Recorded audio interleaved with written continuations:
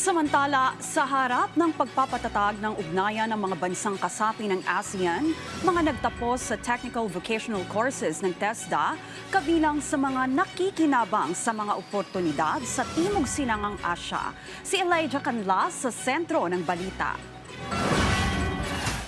Nakapagtrabaho sa Maldives bilang assistant manager ang bartending scholar na si Mary Bernadette Estacio. Ang sikreto niya, sertipikasyon mula sa TESDA. Nakatulong siya because since graduate ako ng TESDA, nahasa yung training skills ko sa bar industry. Yung training ng as a workmate, teamwork, lahat natutunan ko sa TESDA. And yung beverage, how to handle different guests. So malaking impact siya para nagamit ko siya doon. Nasa United Kingdom naman ang welder na si Michael Colyamat dahil sa kanyang training experience sa ahensya. Mas napadalian niya ang kanyang pag-a-apply sa abroad dahil sa mga training certificates niya.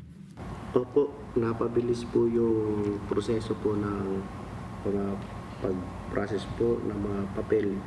Simula nung naging holder po ako ng NC2 GMAW. Napabilis po ang proseso makapag-abroad po. Ayon sa TESDA, prioridad nila ang mataas na kalidad ng pagtuturo na handa maging sa global labor market.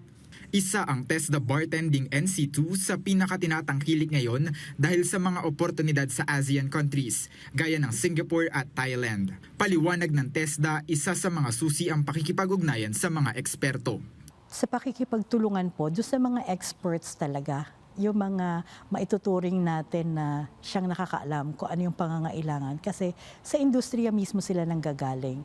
So, tinitiyak nito na kung ano yung kailangang standard ay na ipapasok natin at siya natin ginagamit sa pag-prepare ng ating mga competencies at mga training regulations. Pagmamalaki pa niya, isa sa mga hinahangaan sa mga Pilipino ang kanilang communication skills at magandang work ethics. Laging nababanggit ng mga employers abroad na ang isa sa malaking lamang ng mga Pilipino, bukod sa ating kakayanan na makapag-usap, yung communication skills natin. Dahil marami sa atin ay kaya naman talagang mag-express ng kanilang ng pagsasalita at pagsulat using English as an international language, no? Isinusulong din ng ahensya ang ASEAN Mutual Recognition Agreement o MRA para sa mas malawak na mobility ng mga skilled workers sa bansa.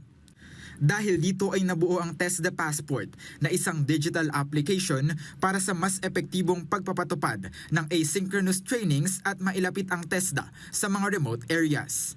Hinimok rin ng TESDA ang mga fresh graduates na samantalahin ang mga programa na handog ng ahensya.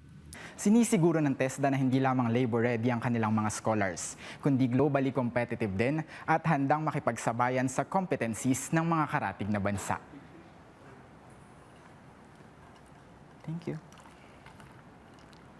Elijah Canlas para sa Pambansang TV sa Bagong Pilipinas.